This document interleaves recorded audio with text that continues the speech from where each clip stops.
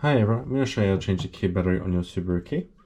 So first thing, we're going to take our spare key out, push down on that little button there, and it'll release our spare key. This is for when the car battery is dead. You can put it in the door and open it up. So next, you're going to want to see in here, just there, you're going to put our screwdriver in there. Just going to twist. That'll release the housing. So we're going to make sure we take out this little piece here. So generally, you're going to want to put your screwdriver in here. Just wiggle, wiggle, wiggle. And there we are.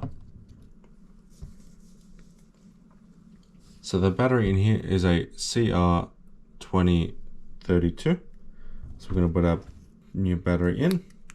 These are only $1 or so in Repco or Auto One. So we're going to line up our little battery back into its little case, its housing. We're going to put the cover back on. And then we're going to put the spare key back in.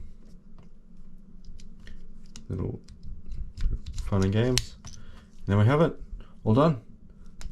So if you have any idea what key to do next, leave it in the comments. If this has been helpful to you, please like and subscribe. Thanks guys.